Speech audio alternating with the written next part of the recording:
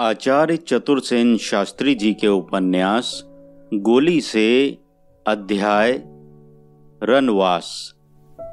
वाचनकर्ता अमित पांडे। महाराजाधिराज का रनवास खूब गुलजार था। उसमें उस समय 250-300 स्त्रियां थीं। महाराज की 3 ब्याहता महारानियां थीं। बड़ी महारानी सब तरह बड़ी थीं। वह एक बड़े राजा की बेटी थीं। उनकी उम्र हमारे महाराज से 30 बरस अधिक थी। जिस राजघराने की वह बेटी थीं, उस घराने की बेटियां इसी राजघराने में आती रही हैं। जब महारानी की उम्र ब्याह की थी और पूरी जवान थीं, तब हमारे महाराज का जन्म हुआ था। उनके बढ़ने और जवान होने के इंतजार में वह कुंवारी बैठी रहीं। दूसरा कोई राजघराना ऐसा था ही नहीं जिसमें उनका ब्याह होता। अतः जब हमारे महाराज की उम्र 20 बरस की हुई, तब उनका ब्याह इन महारानी जी से हुआ। ब्याह के समय महारानी जी की उम्र 50 साल पूरी हो चुकी थी। आप मेरी बात पर हंस सकते हैं या आश्चर्य से दांतों तले उंगली दबा सकते हैं, पर मैं जो बात कह रही हूं बिल्कुल सच है। महाराज और महारानी के ब्याह को अब 20 बरस बीत गए थे। महारानी अब पूरे 70 साल की थीं, पर वह बड़े डील डॉल की, हट्टी कट्टी और खूब मजबूत और तंदुरुस्त थीं। हमारे महाराज को वह अब भी अपनी बगल में दबाकर उठा सकती थीं। रंग महल का सबसे भीतरी जनाना महल उनके तहत में था। सुना था उनके पास लाखों के हीरे मोती, जवाहरात और नकदी थी, जिस पर वह महाराज को दांत नहीं गड़ाने देती थीं। पर साथ ही यह भी सुना था कि आड़े वक्त पर उन्होंने रियासत की अनेक बार बहुमूल्य मदद की थी। आखिर बड़े राजा की बेटी यह महाराजाधिराज की नाम मात्र की धर्मपत्नी थीं। शरीर संबंध उनका कदाचित महाराज से हुआ ही नहीं। महाराज उनसे डरते भी बहुत थे। महाराज ही क्या, महाराज की माता, दीवान साहब और जनाब रेजिडेंट बहादुर भी उनसे डरते थे। वह जब भी चाहती उन्हें बुलाकर उनसे जवाब तलब करती थीं। जवाहरात पहनने का उन्हें बड़ा शौक था। वह सिर से पैर तक हीरे मोती के गहने लटकाकर ठाठ से बाहर निकलती थीं। बाल उनके सन के समान सफेद हो गए थे, पर चेहरे पर वही तेज था। आंखें खूब बड़ी और पलकें भारी थीं। रंग गोरा था। कभी वह निश्चय ही बड़ी सुंदर रही होंगी। महाराज की मातुश्री भी अभी जीवित ही थीं।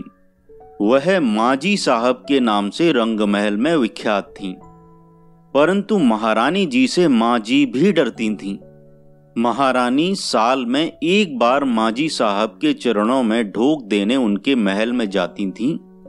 तब माजी साहब खड़ी होकर उन्हें ताजीम देती थीं और मसंद पर दाहिनी ओर बैठाती थीं। एक भारी जोड़ा और बहुत से जवाहरात सिरोपा में देती थीं। अशर्फिया लुटाती थीं। यह सम्मान किसी दूसरी रानी को प्राप्त नहीं था। माजी साहब कहने को ही माजी थीं। उम्र उनकी महारानी से बहुत कम थी। यहां तक कि वह उम्र में महाराज से भी छोटी थीं। महाराज अब 40 को पार कर रहे थे, पर माजी साहेब अभी 30 की ड्योढ़ी पर झांक रही थीं। बात यह थी कि स्वर्गीय बड़े महाराज ने बुढ़ापे में 72 वर्ष की आयु में उनसे ब्याह किया था। वह राज्य के एक ठिकानेदार की बेटी थीं, जैसी कुंवरी थीं। उनकी रूप माधुरी पर मोहित होकर बड़े महाराज ने उनके पिता से नारियल भेजने का अनुरोध किया था।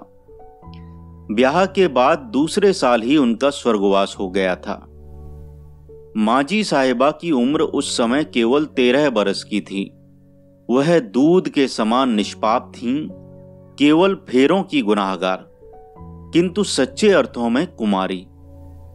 इसमें आश्चर्य की और अनहोनी बात क्या थी? राजस्थान में तो ऐसी दुधमुही विधवाओं की उन दिनों घर घर भरमार थी। इस समय जबकि महाराजाधिराज के माथे पर चांदी के तार उगाए थे और महारानी साहिबा हिमालय की चोटी के समान धवल केश धारण कर रही थीं, श्री माजी के यौवन पर दोपहरी छा रही थी। वह व्रत, पूजा, उपवास करती और न जाने क्या क्या वैधव्य के धर्म निभाती थीं। मैं कलमुही अपने रूप पर घमंड करती थी, पर जब मैंने माजी साहिबा के दर्शन किए तब मेरा सारा गर्व धरा रह गया। वह चांदी के समान शुभ्र मस्तक, वह भूभंग मद भरी चितवन, वे प्रेमा मंत्रण सा देते हुए उत्फुल्ल ओष्ठ, वक्ष का वह उभार, वह गरिमा भरी हथिनी की सी चाल भला मैं कहां से लाऊं। परंतु विधि विडंबना कहिए या राज जीवन की विशेषता कहिए, वह विधवा हैं, मां साहिबा हैं। महारानी तो उनकी दादी सी लगती हैं, और जब महारानी 70 वर्ष के शरीर को नखशिख तक हीरे मोतियों से लाद कर पूर पूर में आभूषण धारण करके, यहां तक कि पैरों में भी मोतियों के पायजेब पहनकर निराभरण वैधव्य वेश धारिणी किंतु यौवन से दैदीप्यमान मां साहिबा के समक्ष जा तनिक झुककर ढोक माजी साहेब कहती थीं, तब कैसा अद्भुत लगता था। भला सोचिए तो विधाता के इस मस्खरेपन का। वह राजा महाराजाओं, रानी महारानियों तक के भाग्य से मस्खरी किए बिना नहीं रह सकता। महारानी साहेबा पर्दे की इस समय भी बहुत पाबंद थीं। बंद जनानी गाड़ी से जब वह बाहर निकलती थीं, तब सड़क पर आवागमन का निरोध हो जाता था। लोग जहां के तहां थम जाते थे। जब वह रंग महल से बाहर निकलती थीं, तब प्रत्येक छोटा बड़ा पुरुष कर्मचारी दीवार की ओर मुंह करके खड़ा हो जाता था। यदि किसी ठौर ठिकाने वह जाती थीं, तो बड़ा प्रबंध करना पड़ता था। महारानी की खास सेविकाएं उस ठिकानेदार रईस के घर पर कोने कोने में दखल जमा लेती थीं। बाहर महारानी के ही आदमियों का पहरा पड़ जाता था। तब महारानी उस घर में प्रविष्ट होती थीं। प्रविष्ट होने पर घर की द्योड़ी में ताला डाल दिया जाता था। क्या मजाल कोई पंछी भी वहां पर पर मार सके। आजकल की बहनों को यह सब सुनकर हंसी आ रही होगी। क्यों ना आए भला। वे ठहरी ऊंची एड़ी की सैंडल पहनकर खटाखट करती हुई सिनेमा वाली 20वीं शताब्दी की कल्चर्ड पढ़ी लिखी महिलाएं। पुराने जमाने की रानियों का रहन सहन उन्होंने देखा ही नहीं। पर अभी तो और भी सुनिए। दूसरी रानी भटानी रानी के नाम से रंगमहल में प्रसिद्ध थीं। वह भी एक राजा की बेटी थीं। इनके पिता थे तो छोटे से राजा, पर बड़े भारी विद्वान और नए ढंग के थे। अधिकांश समय विलायत में रहते थे। देव दर्विपाक से इन रानी को गंग्रीन की बीमारी थी। यह भी एक प्रकार का गलित कुष्ठ है। कुष्ठ के साथ तपेदिक का मिश्रण भी कहिए। दाहिने पैर की 2 उंगलियां कतई गल गई थीं। वह जख्म अब भी नहीं भरा था। सैनिटोरियम में वर्षों से पड़ी थीं। लौट कर जीवित महल में आने की कोई आशा भी नहीं थी, क्योंकि दिन प्रतिदिन उनके अंग गलते ही जा रहे थे। सुना था सूख कर कांटा हो गई थीं, पर अभी चित्रगुप्त का खाता पूरा नहीं हुआ था। पूर्व जन्म के जिस पुण्य प्रताप से वह महारानी बनी थीं, उसका भोग अभी शेष था। सो वह इस प्रकार उसे भोग रही थीं। गत 2 वर्षों से तो महाराज ने उन्हें देखा ही नहीं था। विवाह उनका बड़ी धूमधाम से हुआ था। 7 लाख का टीका उनके पिता ने दिया था। अब भी प्रतिवर्ष 1,50,000 की भेंट मलाई महाराज को उनके पिता भेजते ही रहते थे। तीसरी रानी कुंवरी की ही भांति एक ठिकानेदार ठाकुर की बेटी थी। ठिकाना छोटा, रानी जी जरा वजनी थी। केवल 3 मन 10 सेर। ठिगनी भी बहुत थी। पढ़ी लिखी थी।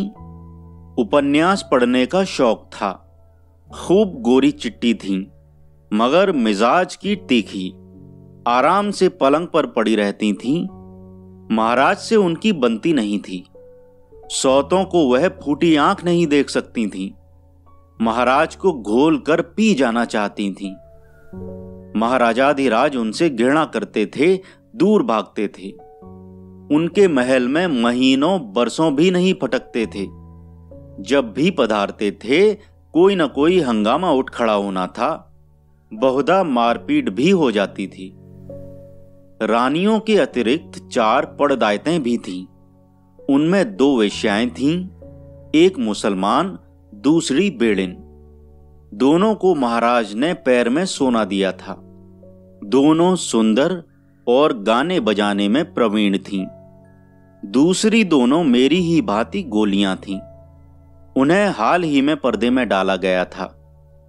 एक कुछ पढ़ी लिखी थी, दूसरी एकदम पड़पत्थर, साधारण सुंदरी थी। एक दूसरी रानी के साथ दहेज में आई थी, दूसरी इसी ठिकाने की थी। कभी ये दोनों महाराज के बहुत मुंह लगी थीं, अब उनकी उतरती बहार थी। और बांदी गुलाम बहुत थे। बहुत सी कंचनियां, बेड़नियां आदि आती जाती ही रहती थीं। कहां तक उनकी गिनती की जाए। गरज महाराजाधिराज का रनवास खासा गुलजार था। जैसा कि मैंने पहले बताया, उसमें रानी, बांदी, खवास सब मिलकर 200-250 स्त्रियां थीं, जिसमें से बहुतों को महाराजाधिराज पहचानते भी नहीं थे। आचार्य चतुरसेन शास्त्री जी के उपन्यास गोली से अध्याय रनवास। वाचनकर्ता अमित पांडे।